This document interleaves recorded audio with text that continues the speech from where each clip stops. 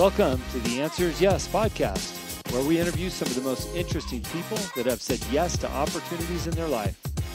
We hope that through these stories, you can learn to create your own destiny by saying yes along the way. Join us as we explore the new series covering topics such as passion, integrity, and hard work. I'm your host, Jim Riley, and I hope you enjoy these interviews as much as I do. I believe that everyone has an important message worth hearing.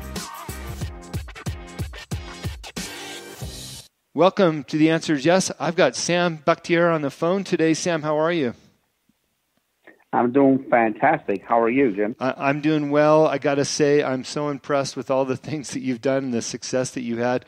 I've spent the last 45 minutes digging into your website and all the things that you're doing. I'm honored to have you on the show and appreciate you making the time for us. Well, I appreciate you. It's an honor to be on your show. I think one of the things that I love seeing, not just in your story, but several of our guests in the last 6 months, is you've come from another country. You came to chase the American dream in the U.S., and you have found tremendous success. And what's always interesting to me about that is that, so many Americans that are born and raised here, they don't see what's right in front of them in those opportunities. So if you don't mind, could you tell us a little bit of your background? I love hearing, not love hearing it, but, you talk about coming from a war-torn country and then coming here. Yeah, that's right. So I was born in Tehran, Iran. And soon after I was born, when I was 3 years old, two major things happened in my life. One, my father and my mother split up. My father went to Canada, and I never saw him again. And two, we started getting bombed by Saddam Hussein, and he was attacking our country. And every night, we heard sirens, and there were bombs, and there were, airplanes flying over. And that's what I grew up in. So I grew up literally in a war-stricken country. You never knew when the bomb was going to drop and when it's going to be, your house next or your region next. And when I was 11 years old, my mom was like, well, I don't want my only son to die, in the war. I want to move. So we packed up our luggage, one luggage, $500. Me and my mom moved to America. We had one relative here. It was my uncle.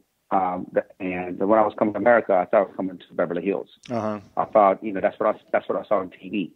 I thought that everybody had mansions and Bentleys and, swimming pools. And we literally came into a little town called Sharon, Pennsylvania, which is very homogeneous, very, very lower class, neighborhood. My uncle had a convenience store, literally, to this day, in one of the worst neighborhoods I've ever seen. Outside the convenience store, I've seen people get shot. I've seen drug dealers. I've seen pimps. I've seen prostitutes. And that was my first impression of America. I thought I was coming to Beverly Hills, and here we go. I went to literally the worst neighborhood to this day that I've ever seen. And it was real tough growing up, man. Because at 11 years old, at that time you're preteen. You really care about what other people say about you, and think about you. And I go to school, and everybody makes fun of me because I don't have the same kind of clothes or shoes, or I don't have my haircut is different, and I don't speak the language. And even more, they didn't have the sport that I grew up playing, which was soccer. Mm-hmm. They didn't know what that was. So I was kind of devastated, and I didn't know what to do. And that was, the first impression. So I tried out for the basketball team because I didn't know nothing about what baseball is or football, American football was. And I tried out for the basketball team, and I was the only person that wasn't called to make the team. Everybody else made the team. I was the only person singled out that didn't make the team. So I got made fun of. I got ridiculed. I got bullied. I got beat up. And one day I went home and told my mom, I don't want to live here no more. I want to go back to the old country. This country sucks. And my mom goes, look, we came here as refugees. We can't go back. So why don't you go, play basketball at the boys club after school and then get better and try out next year. So at that time, I went to the boys club to get better at basketball, but I fell in love with weight training. I fell in love with weight training because that's what it did for me on the outside. It was awesome to have little baby muscles and start getting stronger and everything. but it totally changed me on the inside. It made me have better self-confidence, more self-esteem.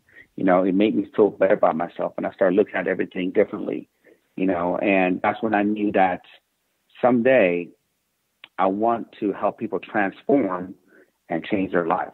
That's when I got the bug, and I started reading everything I could about the subject.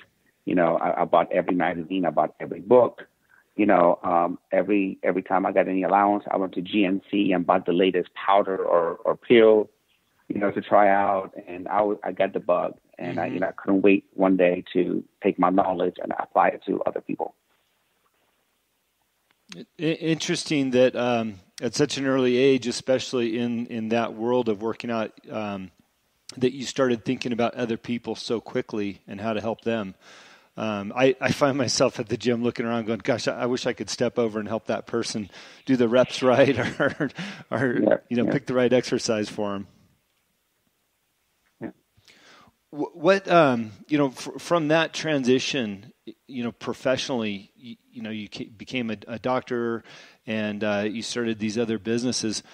What inspired you to further your education, go down those roads, and the challenges that you encountered while you went down that road? So, restate that question. I want to make sure I understand it. Yeah, I know that you have a degree. You went to Los Angeles College of Chiropractic. So, you're doing bodybuilding and things like that, and then you decided to go into medicine. What inspired you to do that, and how did that transform your life as becoming a chiropractor? Well, when I was growing up, my mom said, Sam, if you want to be successful, you have to only do three things in life. You can either be a doctor, lawyer, or engineer, and I prefer you become a doctor. Mm-hmm. It's not what I wanted to do, but my mom, ever since I was a little kid, basically painted that picture that was the only way to success. And so, I wanted to honor my mom for bringing me in this country as a single parent. So I went to Penn State, graduated with my pre-medicine and nutrition degree.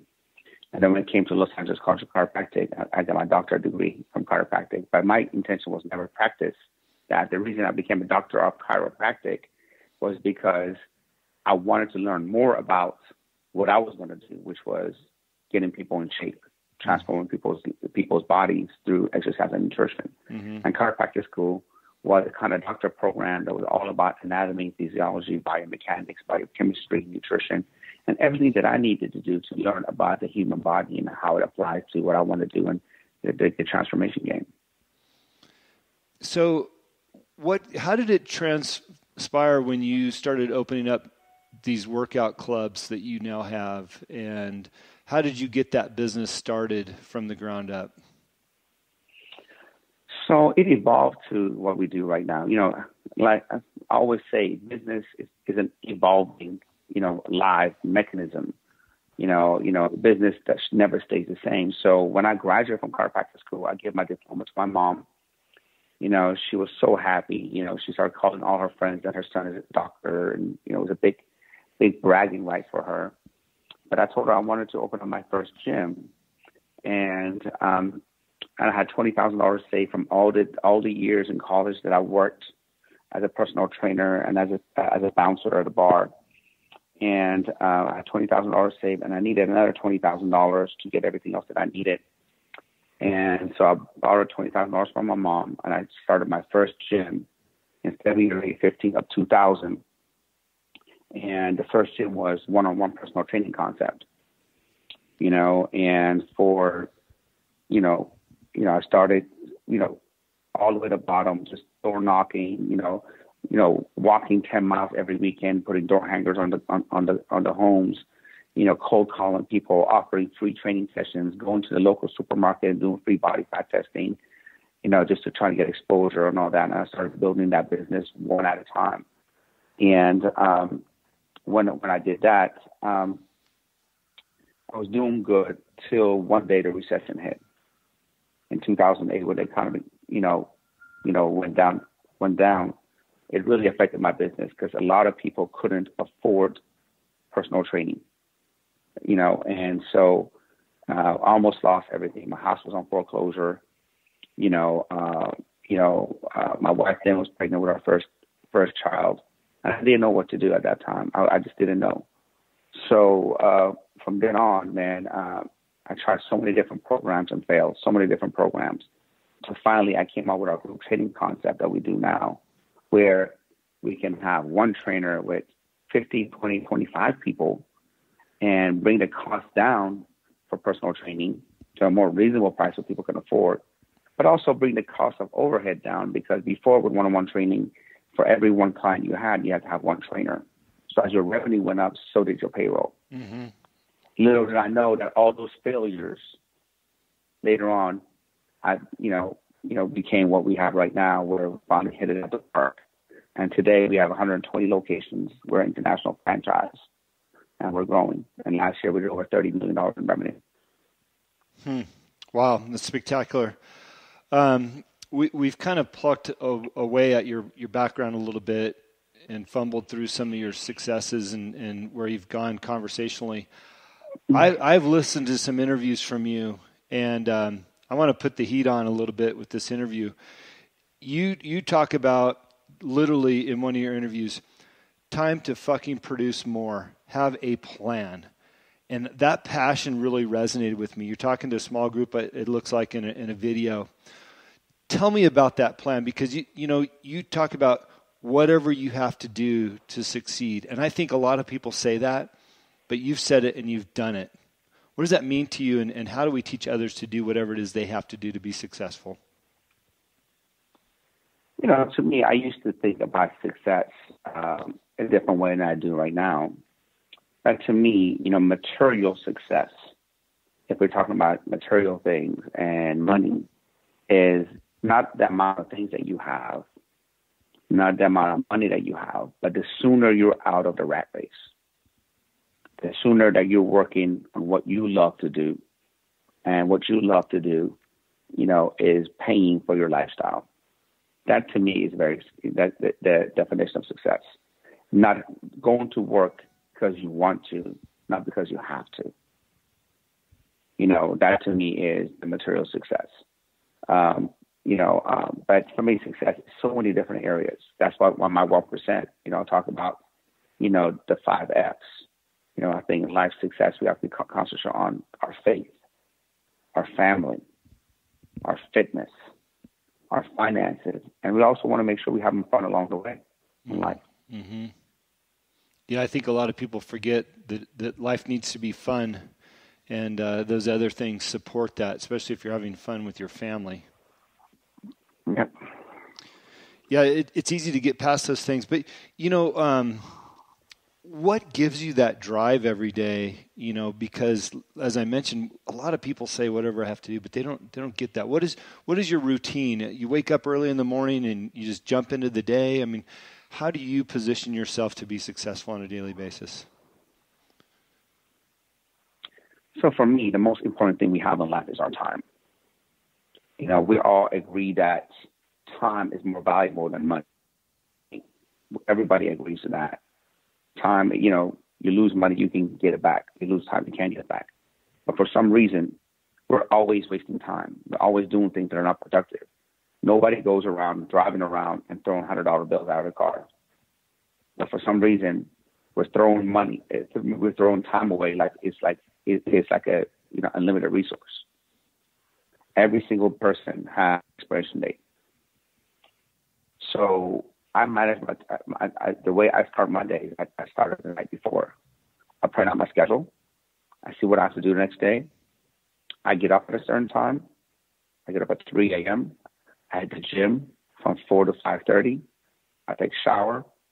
I go to the office from 7 till about 3 p.m. Then after that, it's all family time. The phones are off. It's 100% what I do for family. One of my mentors told me that guard your time like you guard your children. So I've always been very super, super, super, diligent with how I manage my time and what I give my attention to. It's an important lesson in life. Most of the successful people that I interview talk about time as you have and the importance of it. And then